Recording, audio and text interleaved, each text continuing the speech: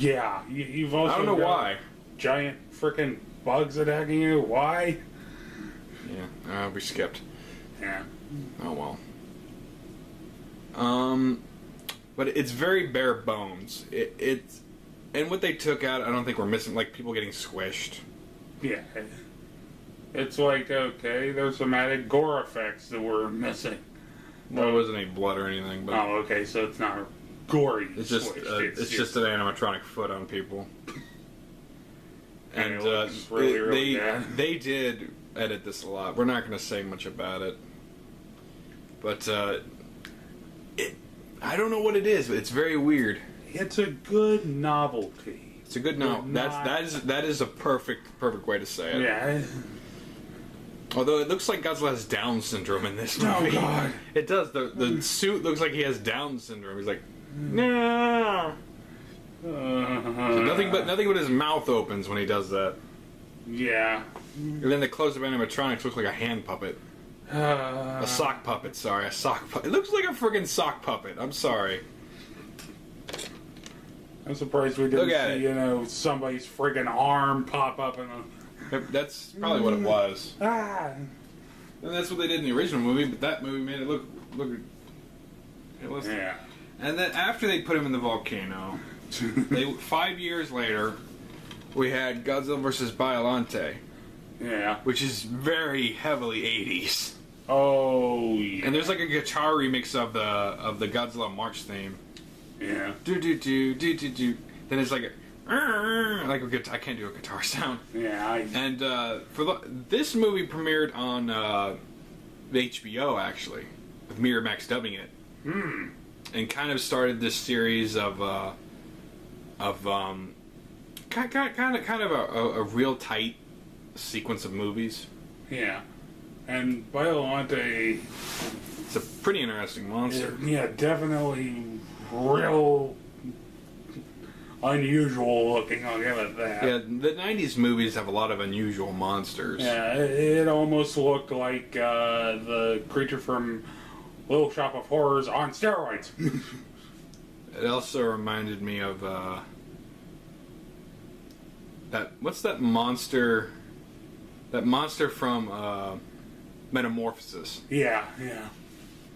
Which is a sequel to that other film. Yeah. It looked a lot like that thing. Yeah. I think it was definitely... It reminded me. It was interesting though. Interesting. Of course, they had a recap of '85 in this, but they never showed his face because I think they realized that was ugly. Yeah, so like, okay, wait. This was the definite sort of face of Godzilla. Yeah, it's like, the oh 90s. God, we don't want to look at that. Okay, wait, here's a better suit. Show that. Yeah, this was the '90s suit. Of course, it does make you wonder exactly, what in the world Godzilla was doing in the volcano for 5 years, because apparently it didn't kill him. That's pretty badass. I'd like to see the Cloverfield monster do that. Then he gets taken down by missiles. And a lot of people argue, oh, it was a baby. I'm like, you're just grasping at straws and trying to... You gotta make something believable. At least Godzilla may not be believable, but at least he's... Yeah, accurate. Sure. Cloverfield monster got taken down by missiles. Godzilla was probably making waffles in the center of the freaking volcano. Yeah. And then we have a sort of different take. We actually learned Godzilla's origin. Yeah. And it revived King Ghidorah. Yeah, and brought in Mothra again. The next film did. Yeah. And it was kind of Godzilla and Mothra is kind of like it comes as a larva. Yeah. But we also have something called Batra. Yeah. An evil Mothra. Well, not really evil, just like kind of like the Punisher. Yeah, the darker version. Yeah. And this is where they started making Godzilla freaking huge. Yeah. Like he went from 167 to 400 feet tall, and they explain why. He had a more dose of radiation at this time. Yeah. And the suit's kind of different in Godzilla and King Ghidorah. It doesn't look too bad, but as you can see from the pictures. Yeah, it's... And Godzilla, I know he's not green, but he looks green in that picture. Yeah. It isn't just like the 2000 films where he started looking green. Yeah. Although, and I still have not been able to get through Godzilla Mothra. I'm sad to say. It's not bad, it's just I can't watch it. Feels boring. I've watched it all the way through, it's just I'm very out of it. From what I understand, it is kind of padded and, Yeah. Although, I think Godzilla vs. King Ghidorah was the first film I ever saw. I think it might have been. Yeah, I think it was. Yeah. It was a VHS tape. And, like, people say, oh, you couldn't get Godzilla vs. King Ghidorah on a VHS tape. I did! Yeah. Heck, that's how a lot of the Godzilla... I know, but they say they don't exist or weren't made. Or you can get specially imported Japanese imports. And the dub on this one is the same one as the VHS tape. Yeah, there were a lot of movies released on VHS that haven't been released on DVD for some dumb reason. Well, Godzilla 1985 has never been released on DVD in American dubs or whatever.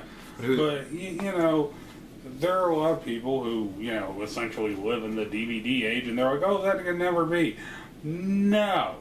There are a lot of things that are still on VHS that, VHS was how I got exposed to Godzilla films as well. I can't remember which one I first saw. I think mine was Godzilla vs. King Ghidorah. Yeah, and I think mine was one of the older ones. I think it was... I think it might have been 10. I think it was Godzilla versus... I know I used to have a two VHS tape set that was Godzilla versus Gigan and Godzilla versus Megalon. Are you sure it wasn't Godzilla King of Monsters? Because there was a box set with that. Yeah, I know there was a large set that had those, but this was a 2-tape set, and the only reason why I remember it being Godzilla vs. Gigan and Godzilla vs. King Ghidorah, Godzilla vs. Megalon, I'm sorry, was because of the fact that my dang VCR ate one of them. But, I think we got off topic with that one. Sorry. For some reason, in Godzilla vs. King Ghidorah, Back to the Future had come out, Bionic Man, I think, and then also Terminator as well. Yeah, they did the whole time travel thing in that. It was kind of interesting. And there kind of is a true story in Godzilla vs. King Ghidorah with Ogasawara Island. Yeah. There was a Japanese garrison, I think that might have been a true story. They did repel them back. Yeah. But no one really knows how or something. And then we got Godzilla vs. Mechagodzilla 2. Yeah. Which brings back Godzilla's son again, Rodan, and Mechagodzilla. Yeah. And it's a redesigned Mechagodzilla. With a dopey face. Yeah. That's the face he has. That's the face he has. Yeah. And wow. Oh, God. Of course, it's a very... It's probably one of my favorites from the Heisei series. Yeah. Maybe second or first. But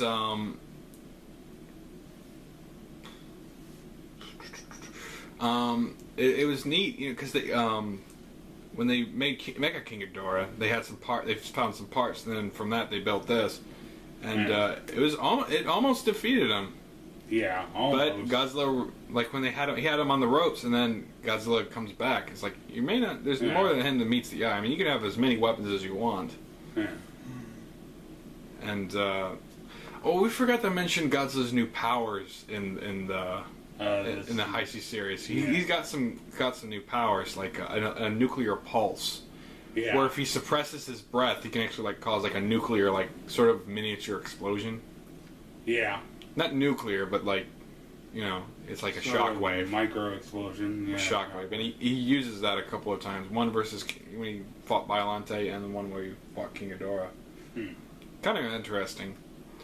In this one we have Rodan, who's it's really not very well certain, but apparently he's sort of a surrogate brother to Godzilla, to Little Godzilla. Because they were both in the same nest, and he was kind of protecting it. So he's a surrogate brother to the Godzilla Jr., not Mania, because I think... Well, this was was a different incarnation of Mania. Yeah. But it's Godzilla Jr. or Little Godzilla. Or, Yeah. What's it called in this? It has a separate. It has a.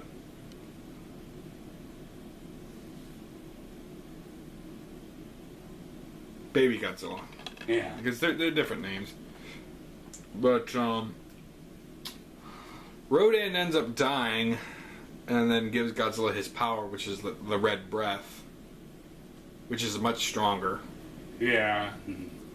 I might also... That is one of those kind of odd things where it's like, okay, wait, do we go on Nightmare on Elm Street here? I'd also like to mention a lot of the actors are speaking frickin' English in this film. It's really, really weird. But they dubbed over some of them. They dubbed over the English with English? Well, it sounds better. It sounds much better. Okay. Although you can't really tell. Because it's English on English. Yeah. And Mechagodzilla ends up being destroyed. Yeah, obviously. Yeah, but that the anti-Godzilla weapons don't stop there. We have... Because we have... Well, it's not on the cover, but we have... In Godzilla vs. Space, Godzilla Moguera comes back. Yeah. From the Mysterians. I'd also like to mention... This wasn't originally supposed to be the original script for Godzilla vs. Mechagodzilla. If you've ever played Super Godzilla on the Super Nintendo, Godzilla turns into Space Godzilla when you get powered up. But instead of just wasting the suit, they decided to, they never made the Bagan suit, so they decided, let's do something else.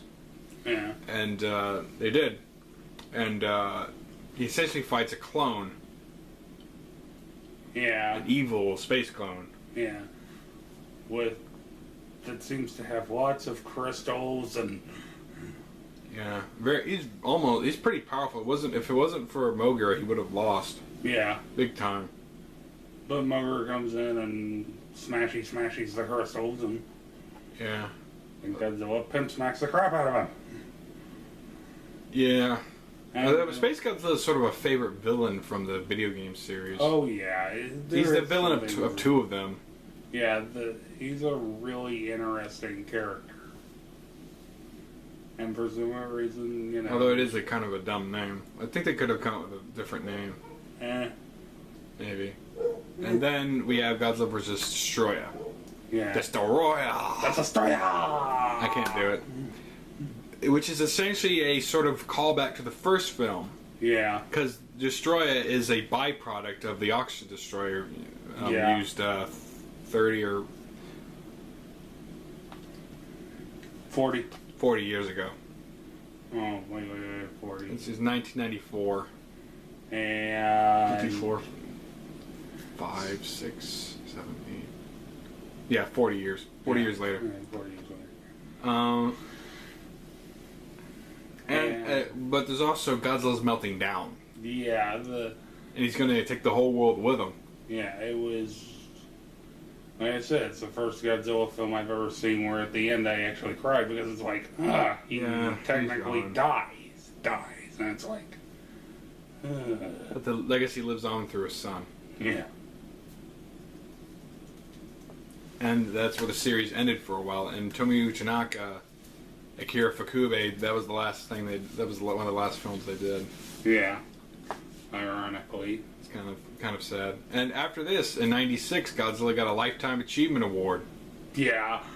A fictional character got a... I think he's one of the only monsters to get one. Yeah, or at least the only giant monster to get a Lifetime Achievement Award from MTV.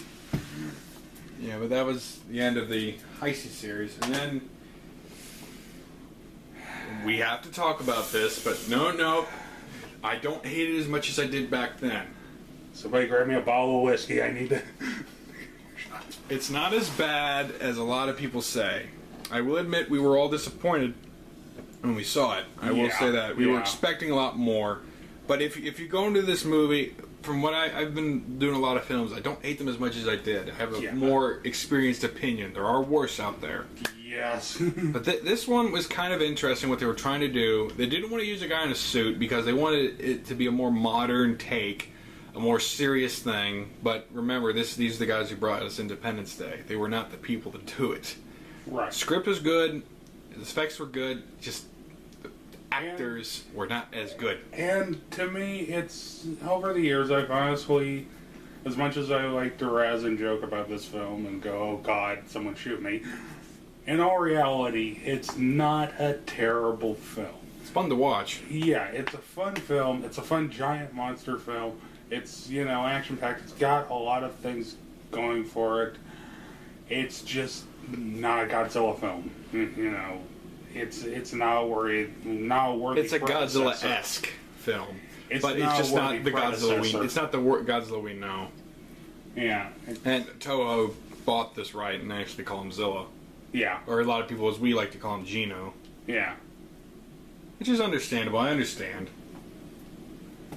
And from this movie, we actually got the Godzilla the series, which is pretty dang good. Yeah, I guess that was them apologizing. And from since TriStar had the rights to Godzilla, they started dubbing and releasing a lot of the films.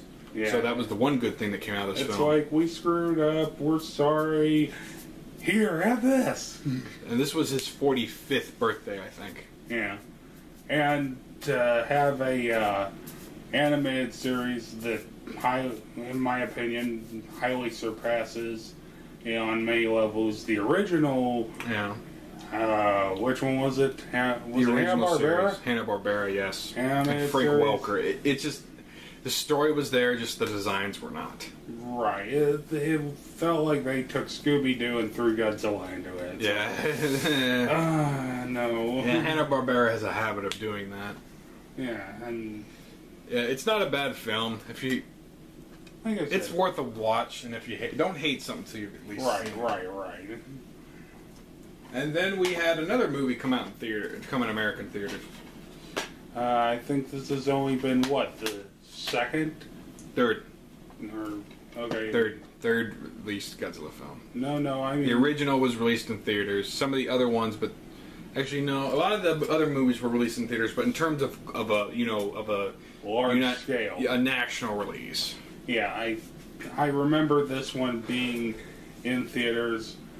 I can't recall if I got to actually see it in theaters. I never saw 98 or 2000 in theaters. I know that I saw the 98 one in theaters. I rented 2000 when it came out. I wanted to see this one in theaters. I'm not sure if I did. I might have.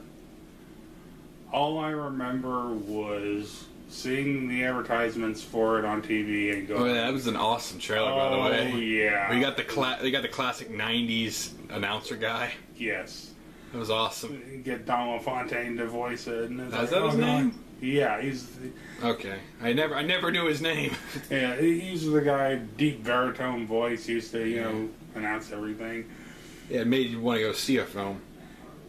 He could sell, Sell the biggest crap. Although this kind of poster is a little misleading. He's not this huge. Because look how big... This is probably how big he's going to be in the newer film. Right. Look how big his leg... His legs are over a bridge. Yeah. And that's the Seattle Bridge, and this movie takes place in Tokyo. Yeah. And we have a new monster in this. Like, for a Rebirth series, we don't get a lot of new monsters, but we had Orga and the Millennium and a giant spaceship. Yeah. And we learned more about Godzilla's physiology. Yeah. Turns out why he's so unstoppable, and he has a bit of a regenerating factor. Yeah. And I think Jason X copied that. Oh, yeah. And, they also have the only human character I really remember out of that one isn't there some guy who's, obsessed with Godzilla and, Oh, yeah. I forget his name. But, I love, this one guy tried to kill him. He's like, I know he's in there, but we're going to blow the building up anyway. And then he comes back and meets the guy. He's like, nice try, asshole. Yeah. He's almost a 90s action star with that kind of stuff. Yeah. And then we got a sort of sequel. I call it a sequel. Yeah.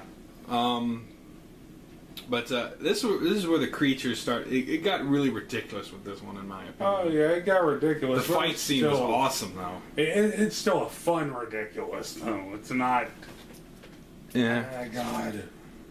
It's not bad. Right. It's not bad ridiculous. It's just one of those where you go, okay, wait, I have to sit back and stop and remember what the heck I'm watching, because it's like, Yeah. I don't think this one got as much praise though as the other ones though, because